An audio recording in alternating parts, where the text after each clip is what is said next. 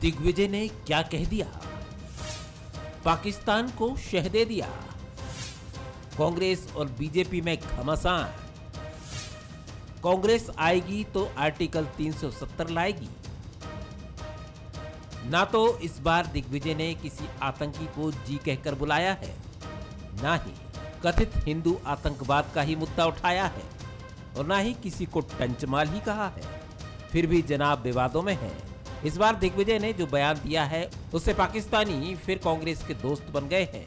Club house की chatting में दिग्विजय पाकिस्तानी पत्रकार शाहजेब जिलानी से कश्मीर में आर्टिकल 370 के बारे में कुछ कह रहे हैं, जिसका ऑडियो अब वायरल हो रहा है। Democracy was not there in Kashmir when they revoked Article 370. The decision of revoking Article 370 and reducing the statehood of J&K is extremely, I would say, sad decision, and the Congress party would certainly have to have a relook on this issue.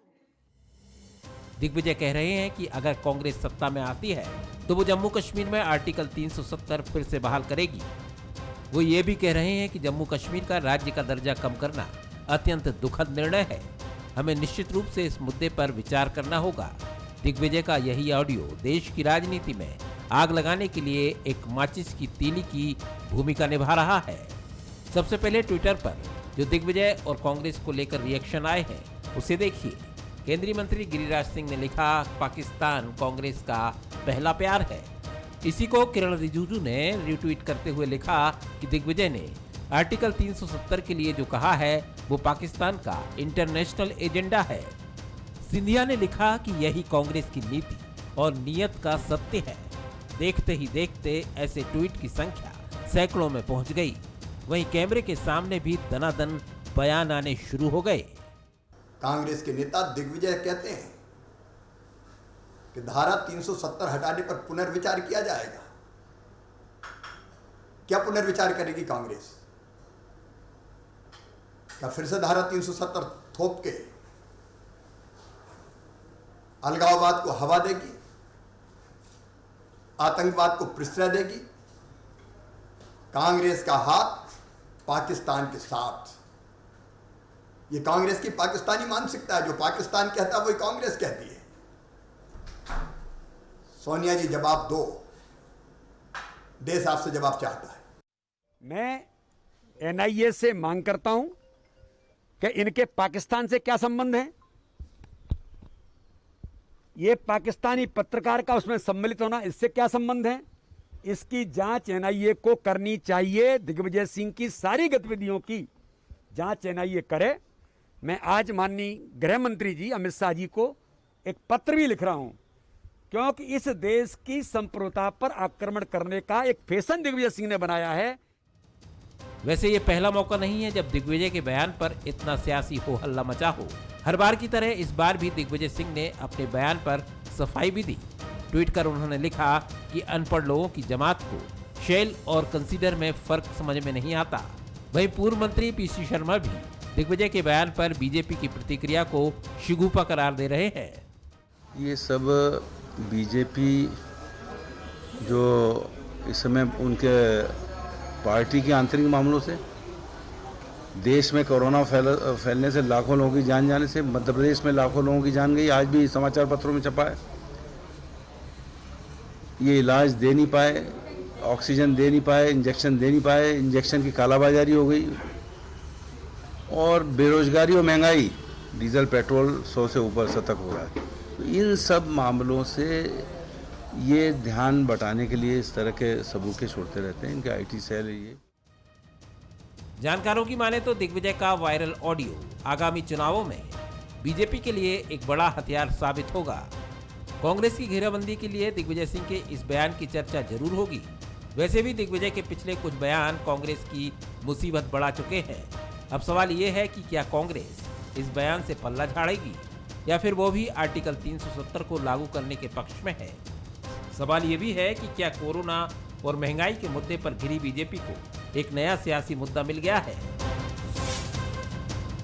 नमस्कार, मैं हूं शरद द्विवेदी और हमारा आज का मुद्दा है दिग्विजय का मिशन कश्मीर।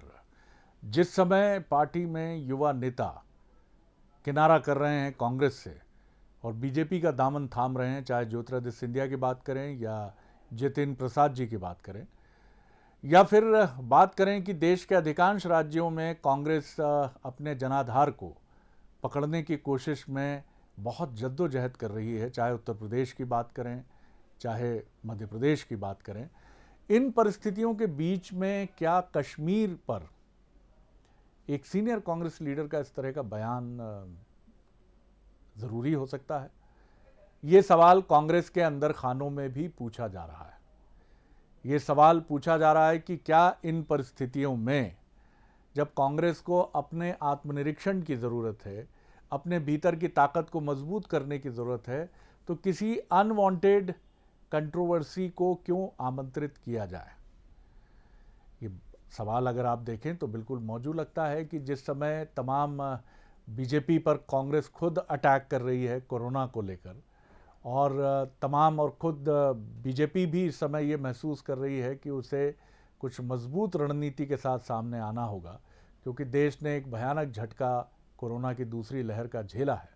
इन परिस्थितियों में बैठे बिठाए बीजेपी को एक मसला देने की ज़रूरत क्यों है?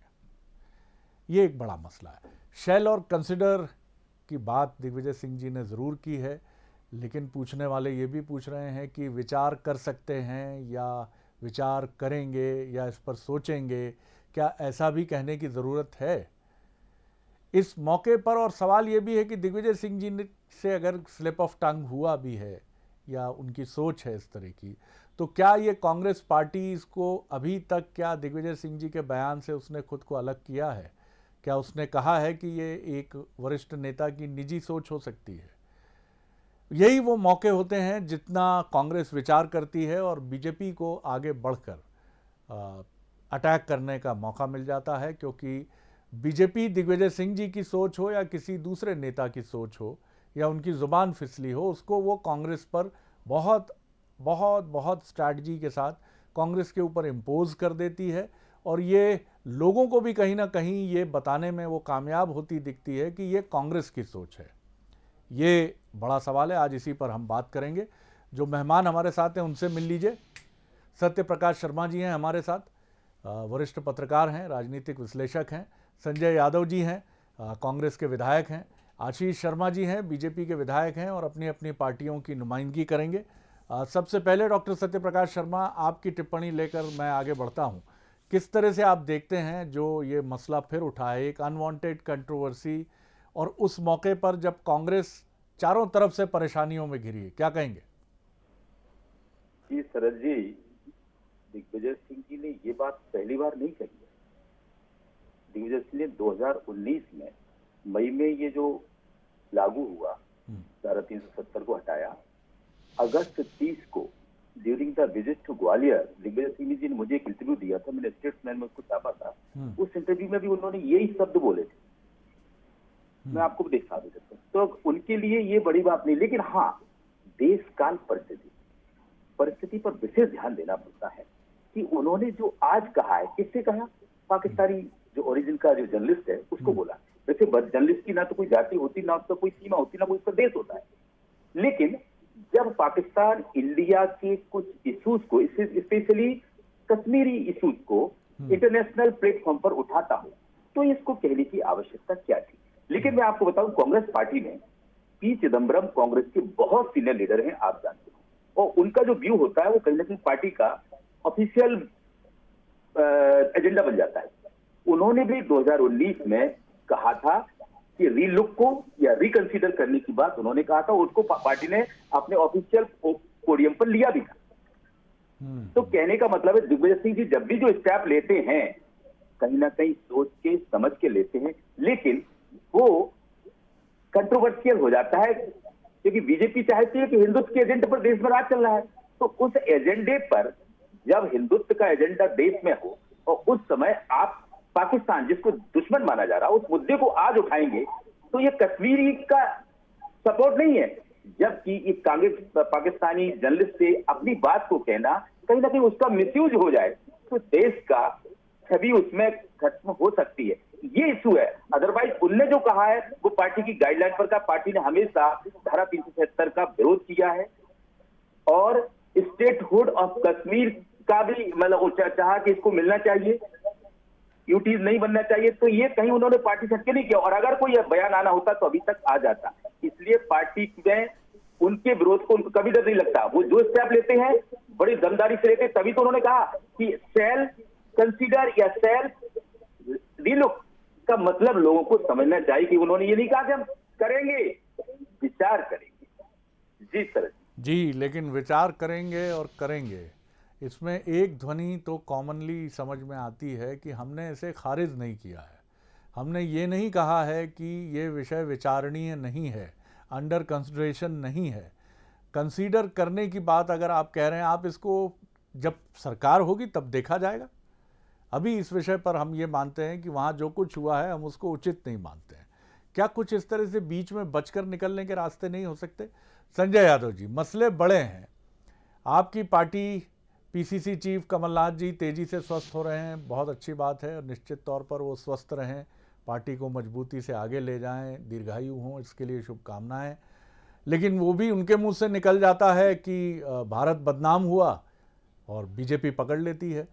दिग्विजय सिंह जी, जब सब कुछ ऐसा लग रहा है कि अभी जितिन प्रसाद जी गए, ज्योतिरादित्य जी पहले जा चुके हैं, तो फिर कश्मीर पर एक कंट्रोवर्सी आ जाती है। और बीजेपी राष्ट्रीय स्तर से लेकर प्रदेश स्तर पर, क्योंकि वो तो वैसे ही हमला करने के मौके देख रही है और एक लूज बॉल आपकी तरफ से हमेशा मिलती है, तो आपके तेज और स्पिन गेंदबाज, थोड़ा सा किसी अच्छे कोच की जरूरत है क्या उनको? जी देखिए, पहली बात तो दिग्विजय सिंह जी सीनियर नेता हैं।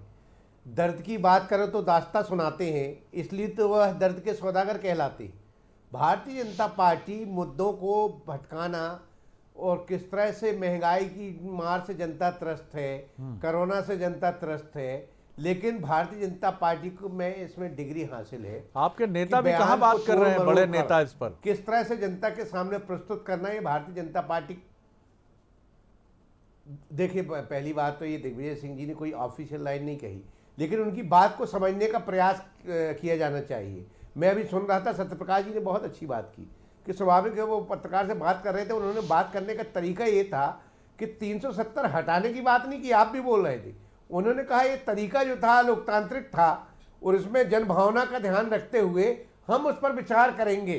अलोकतांत्रिक ये नहीं कहा कि हटाने का हमने विरोध किया, उन्होंने ये कहा कि अलोकतांत्रिक तरीके से हटाया गया है और जब हम आएंगे तो लोगों को उसमें परेशानी हुई है। ये बिल्कुल उन्होंने खारिज नहीं किया कि क्यों हटाया, उसका विरोध नहीं किया। तो मुद्दों को भटकाना ये भारतीय जनता पार्टी की आदत है।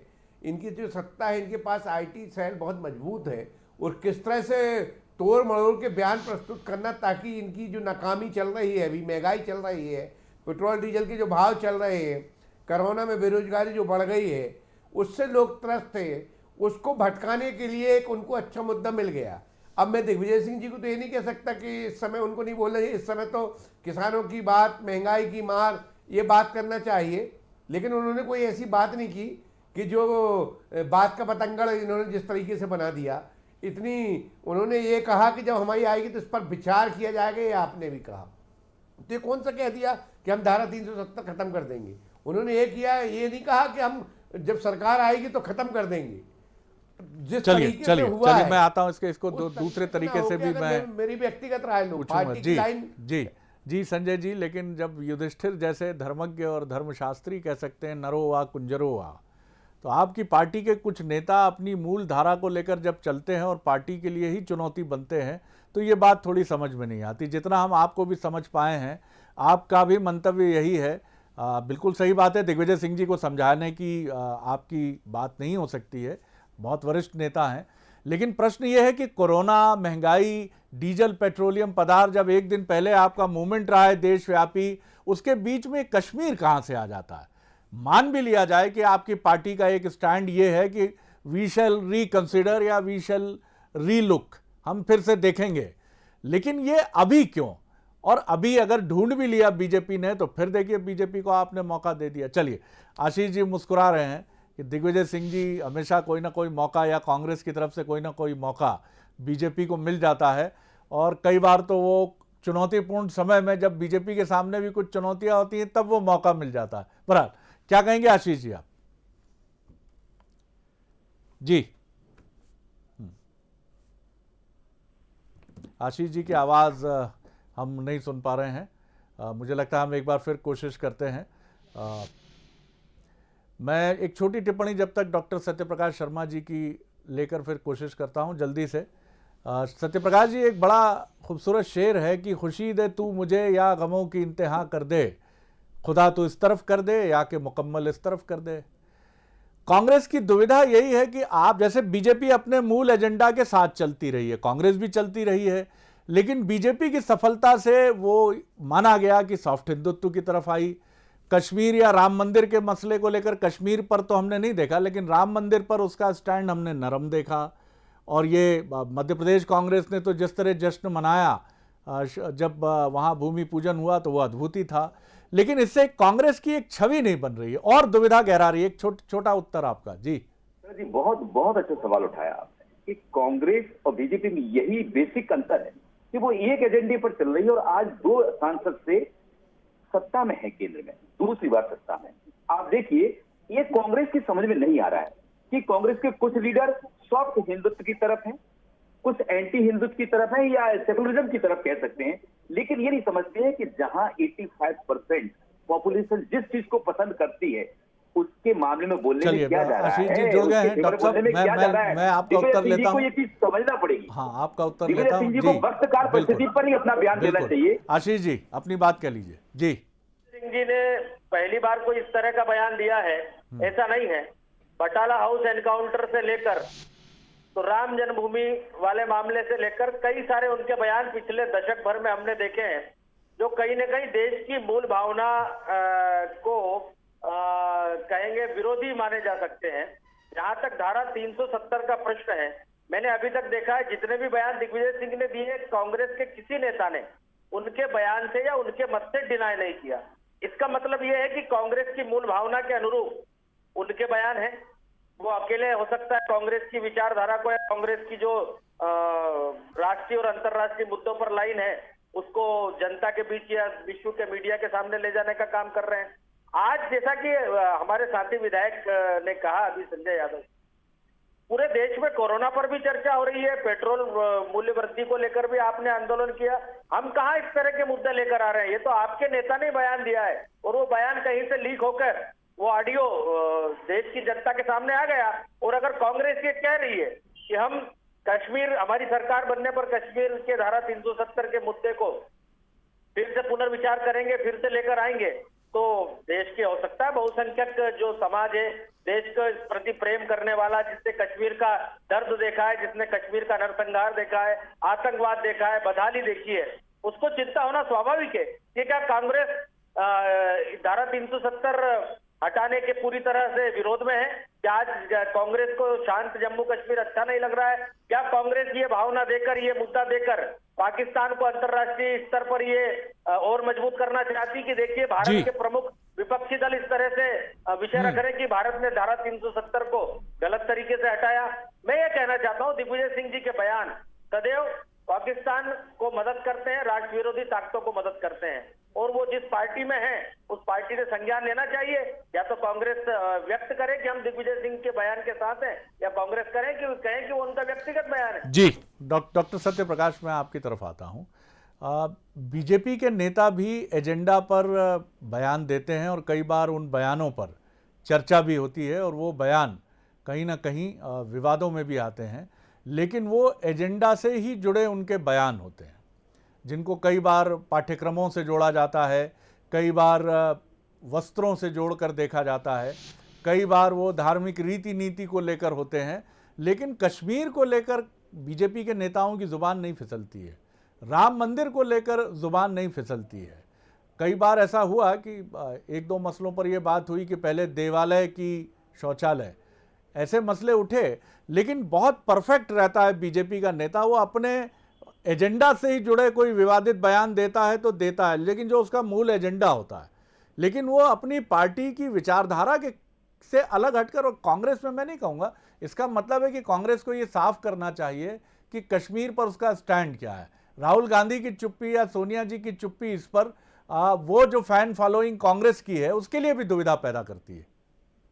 जी शरद जी, आपका बिल्कुल अच्छा वाजिब बात कही है आपने कि बीजेपी का जब से बीजेपी में हम जनसंघ की बात करें, जनसंघ की शुरुआत से ही ये दो मुद्दे, कश्मीर, धारा 370 का रिवोकेशन और राम मंदिर की स्थापना, ये दो मुद्दे उस जमाने से हैं, बीजेपी बनी वो मुद्दे सेंटर में रहे। हालांकि आसपास के जो और भी मुद्दों पर भटकते रहे लेकिन अपने मुख्य मुद्दे से नहीं भटक पाए। ऐसा कोई भी मुद्दा जो पब्लिक को अटैक करे कांग्रेस के पास आज भी नहीं है क्या? पब्लिक कांग्रेस कहती है हम सेकुलरिज्म पार्टी है, लेकिन उस मुद्दे पर भी उनके सभी लीडर एक साथ नहीं हो पाते हैं। जबकि भाजपा में एक बात पक्की है कि वो ध्यान रखते हैं कि हमको कोई भी बयान देना है लेकिन हम मुख्य मुद्दे से नहीं भटकेंगे। दिग्विजय सिंह जी ने आज जो बयान दिया है या उन्होंने कमेंट किया है किसी कन्वर्सेशन क्लब हाउस कन्वर्सेशन पर, वो एक प्लेटफॉर्म है, तो उस पर उन्होंने कहा कि आवश्यकता क्या थी। समय ये कहता, आपने गलत कुछ नहीं कहा, लेकिन आवश्यकता क्या थी जिससे कंट्रोवर्सी डेवलप हो। जबकि कांग्रेस आज किस मुकाम से गुजर रही है आप देखिए, कांग्रेस में लगातार लोगों का पलायन हो रहा है, कांग्रेस की तरफ लोगों का मूव कम हो रहा है। इसके बावजूद भी कांग्रेस में इस चीज पर ध्यान देने की आवश्यकता है। आपके राज्य के ही कमलनाथ जी हैं, वो इस तरह के बयान क्यों नहीं देते हैं? उनकी छवि एक सॉफ्ट हिंदुत्व लीडर की तरह उभर रही है, हनुमान जी के बड़े भक्त माने जाते हैं, क्योंकि वो समझते हैं कि पब्लिक में जब तक हम हिंदुत्व को थोड़ा बहुत नहीं लाएंगे तो हिंदुत्व कैसे, हिंदू वोट इधर को खिसकेगा। क्योंकि अगर आप एक ही स्ट्रीम में जते रहेंगे तो दूसरा स्ट्रीम आपको जो मेजर पार्ट है देश का वो आपसे खिसकता चला जाएगा। इस पर कांग्रेस को अपनी स्पष्ट राय रखने की आवश्यकता है और उस स्टैंड को लेना पड़ेगा। यही मार्के की बात है, यही मुद्दे की बात है और यही बात संजय जी आपकी पार्टी के बड़े नेताओं को समझनी होगी, जिनके कुछ बयान आपके पास एक अच्छी खासी पोजीशनिंग में गुजरात विधानसभा चुनाव के समय मणिशंकर अय्यर जी की ज़ुबानी भाषा एक चूक करती है और भारतीय जनता पार्टी गुजरात की अस्मिता से उनके बयान को जोड़ती है और आप किनारे खड़े हो जाते हैं। 28 सीटों के उपचुनाव में इमरती देवी को लेकर एक टिप्पणी आती है और वो टिप्पणी कितना असर पैदा करती है ये विश्लेषण का विषय है, लेकिन बीजेपी को एक मसला मिल जाता है। ये चीज़ें तो समझनी पड़ेंगी कि आप कांग्रेस 135 साल उसकी उम्र है, खुली पार्टी है, आंदोलन की पार्टी है, वहाँ नेता पार्टी के अंदरूनी बैठकों से लेकर बाहरी बैठकों तक सोनिया गांधी, राहुल गांधी मुर्दाबाद, प्रियंका गांधी मुर्दाबाद, जिंदाबाद, ये खूब चलता है आपके यहाँ। ये बिल्कुल सही बात है कि इसमें कोई शक नहीं कि आपके यहाँ ये रोक टोक बिल्कुल नहीं है, लेकिन ये इस पर तो रोक होनी चाहिए कि अपने ही गोल पोस्ट में गेंद दे मारो क्रूशियल मैच में, ये कौन सी अच्छी बात है। जी जी बिल्कुल शरद जी, आपने आज बहुत, सत्यप्रकाश जी की और आपकी बात आज मैं सहमत हूँ। निश्चित रूप से ये हमारी पार्टी में कमजोरी है, मैं स्वीकार करता हूँ। भारतीय जनता पार्टी में जो भी प्रवक्ता आएगा उसको बता के कि आपको किस ढंग से बात करना है और जो, लेकिन मैं इस बात में आपका इस बात का फर्क नहीं रखता कि दिग्विजय सिंह जी ने पार्टी की लाइन से नहीं कहा। अगर पार्टी की फोरम पे ये बात होती तो हम पार्टी के ऊपर आरोप लगा सकते रहे। हमें आरोप ये लगाना चाहिए कि दिग्विजय सिंह जी ने ये बात कही, कांग्रेस ने नहीं कही, समूची कांग्रेस ने नहीं कही, लेकिन भारतीय जनता पार्टी उसको जोड़ रही। ये बात सच बात है कि छोटी मुंह बड़ी बात, ये बात सच है कि हम लोग इसमें कमज़ोर हैं और जो पार्टी के प्लेटफॉर्म पर बात होनी चाहिए उसके बाद जनता के बीच में आना चाहिए। लेकिन अगर किसी ने व्यक्तिगत रूप से बात कही, उनका आशय भी गलत नहीं है, उसको मोड़ दिया गया है आशय गलत तरीके से। लेकिन सत्यप्रकाश जी की बात से मैं सहमत हूँ कि इस समय अभी आवश्यकता नहीं थी बात करने की। ये सत्यप्रकाश जी कह सकते हैं, आप कह सकते हैं, मैं नहीं कह सकता। जी हाँ, बिल्कुल ये सही बात है, ये इससे किसी की नाइत्तफाकी नहीं। आपने बड़ी बेबाकी से सच्ची बात को स्वीकारा है, जो बहुत अच्छी बात है, क्योंकि आप बार बार अगर सच्चाई से किनारा कशी करते हैं तो मंजिल तक तो आप नहीं पहुंच सकते हैं। और यही वजह है कि बीजेपी में इसको लेकर बहुत गहराई से विचार मंथन भी होता है और उन तमाम चीज़ों पर बहुत गहराई से चिंतन मनन भी होता है कि किन विषयों को लेकर हमें नुकसान उठाना पड़ सकता है और किससे हमें लाभ हो सकता है। कम से कम बीजेपी इसको लेकर दुविधा में नज़र नहीं आती है, जबकि आपकी पार्टी में ये दुविधा बरकरार नज़र आती है कि युवा और वरिष्ठ नेताओं के बीच में समन्वय कैसा हो, धार्मिक और हिंदुत्व से जुड़े विषयों पर राय क्या हो, और कश्मीर को लेकर भी ये बात है। अगर आज पूरी पार्टी दिग्विजय सिंह जी के साथ खड़ी हो जाती तब भी मुझे लगता है कि ये कांग्रेस को लाभ पहुंचाता है ये विषय, कि जो आपकी फैन फॉलोइंग है, जो नहीं है आपकी फैन फॉलोइंग, वो तो वैसे ही नहीं है, लेकिन जो है वो भी ये कहेगी कि दिग्विजय सिंह जी के साथ कोई खड़ा नजर नहीं आया।